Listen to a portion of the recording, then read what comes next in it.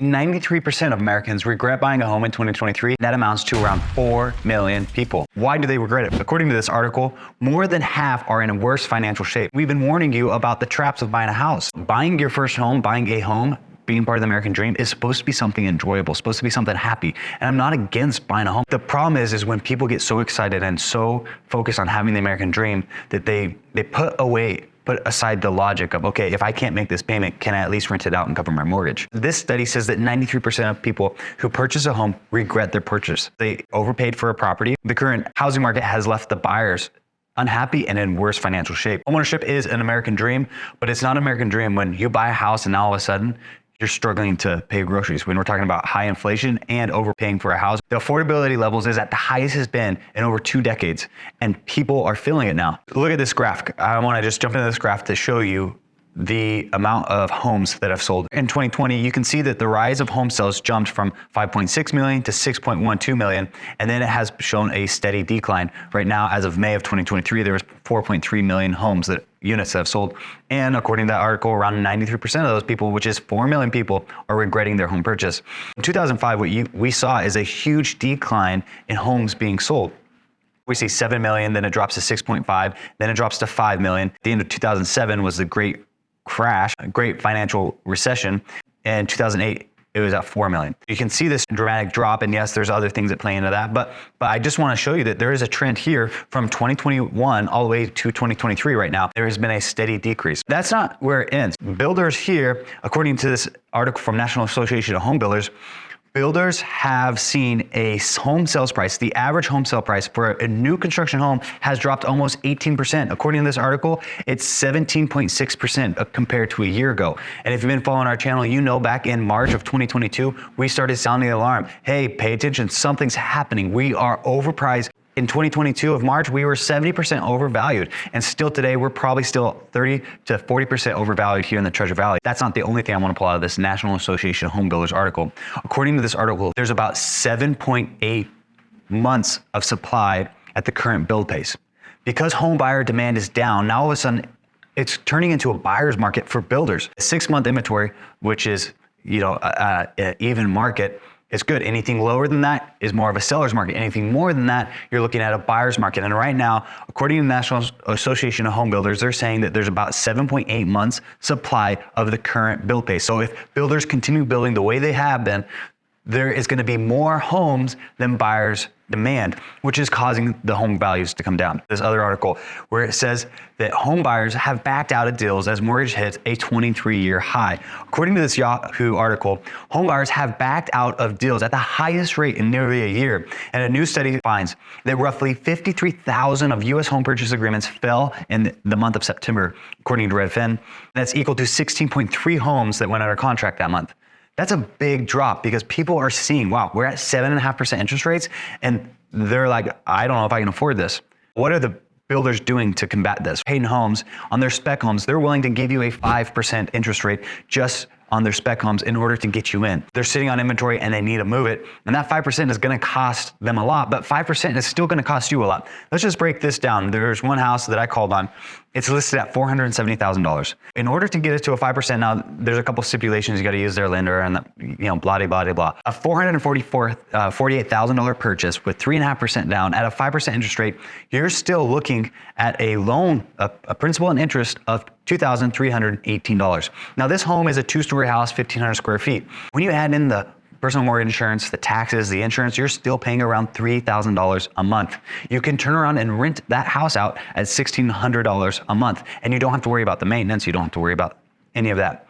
Builders are seeing these cancel contracts, and they're coming out with this. Corey Barton here in the Treasure Valley, they're offering up to $45,000 to help you buy down your interest rate.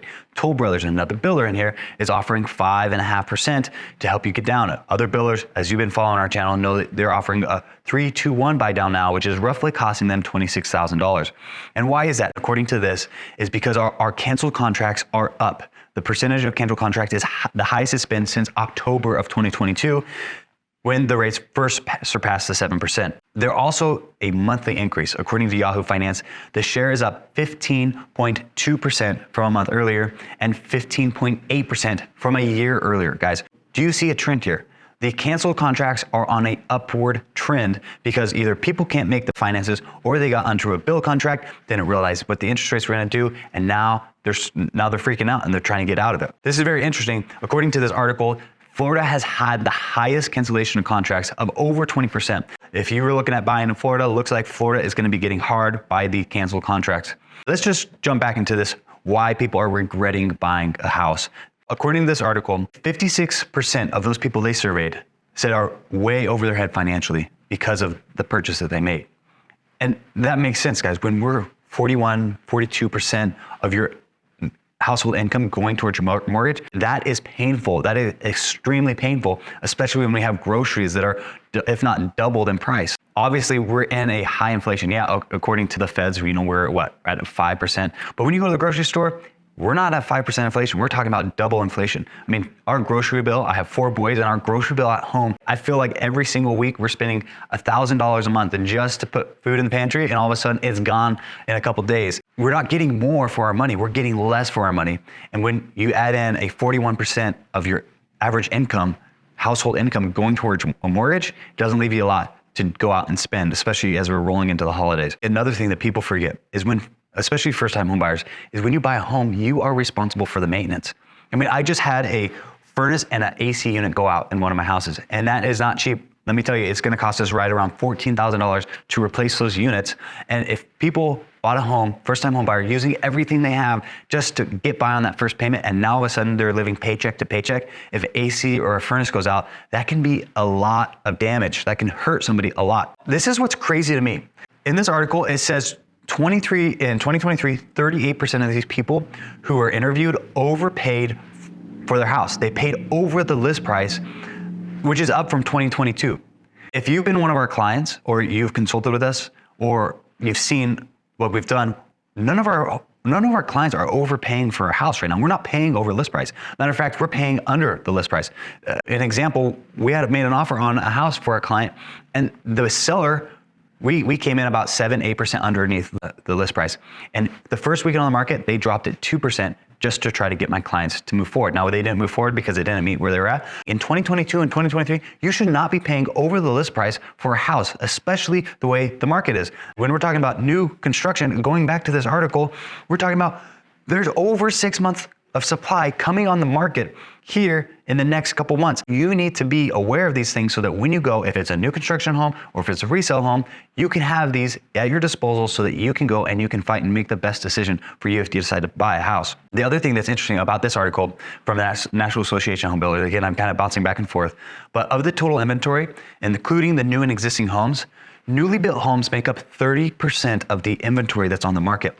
And according to the National Association of Home Builders, that is compared to a national average of 12%. They are double building what is the national average. That's a scary thing. If I can go out and buy a new construction home for cheaper, whether that be a cheaper monthly payment or that be a cheaper purchase price period, that's gonna force these sellers who have to sell to drop their price to compete with these newly construction homes. And I want to address something too, because I had one of our clients reach out to us and say, hey, listen, I am seeing these homes sell like, in the $300,000, $350,000 price range, and those homes are still moving. They were sitting for a while, but now they're moving again. And what I have to remind him and you guys of is the luxury market. As the luxury market gets squeezed and they are forced to drop prices, then the pressure will be on the lower price inventory. We have to see pressure from up here to go down to the lower price inventory. On top of it, unfortunately, there is gonna be struggles coming. There's gonna be some things that are coming that are gonna cause pain, but we need that pain to get back to an affordable level when it comes from housing to even just going out and buying your groceries. We don't look forward to it, but we need it in order for us to be more affordable across the board. A majority of the Americans are struggling to pay their mortgage on time. Now, these buyers wanted to have the American dream of owning a home. They said that buying a home was 66% more stressful than what they thought. The sad thing is, after they bought the home, the stress wasn't over. Buying your first home, buying a home, being part of the American dream is supposed to be something enjoyable, supposed to be something happy. And I'm not against buying a home. I'm not against you going out and getting a house and being able to make it a home for your family or your whatever you want it to be. The problem is when people get so excited and so focused on having the American dream that they put away put aside the logic of, okay, if I can't make this payment, can I at least rent it out and cover my mortgage, right? That's one of the analyses that you want to do. Or like this article said, is as soon as they bought a house, they went out and took on other debt to either finance furniture or buy a new car. I just got my hair cut done yesterday. When I was talking to the gal, she was cutting my hair. She just bought a house a year ago. And I was talking to her, and her fiance went out and bought 2 brand new cars right after they bought a new house. So they haven't even been in the house for a full year, and now they took on additional debt to have 2 brand new cars. That may not be the smartest thing to do. I know that we all kind of get caught up in keeping up with the Joneses. This article is saying that their overall financial status has declined from buying a home. So don't let the dream of becoming a homeowner, to having a home, get in the way of making smart financial decisions. Because you don't want to go out and buy a house and then all of a sudden be like what this study was. Right now, it's saying that 62% of the homeowners that they were studying reported having a difficulty making their monthly payment, guys. 62%. Now, I don't know how big of an audience that they surveyed for this. Let's just say 25% of the people who bought a house in 2023 were struggling. That's talking about 1 million people who are struggling to make their payments. And do you think the inventory levels or the status of the market would change if 1 million homes hit the market because people couldn't make their payment and all of a sudden they're having to foreclose or they're having to sell it? If they bought within the last year or year and a half and they in one of our markets that we follow, then you know that they're gonna be upside down. They might have to do a short sale or they would have to foreclose on a house. And 1 million homes spread out throughout the United States, going back on their market would change the inventory drastically. The people they surveyed, 20% of them, their overall happiness deteriorated. 19% of their relationships have had a negative impact from buying a home. If you are out there wanting to get into a home, wanting to buy and be a part of the American dream of having home ownership, do not let your emotions get in the way and it rob you, and then all of a sudden now you're unhappy with the home that you chose and the area that you chose to buy in because that was the only thing that you could afford because you were so afraid that the home prices were never going to be in reach. Home prices have been falling. Inventory has been increasing. Going back to this National Association of Home Builders, their month supply is at 7.8% if the pace continues at the way that they're doing. And again, that's nationally. I just want to remind you, don't let those emotions get in the way.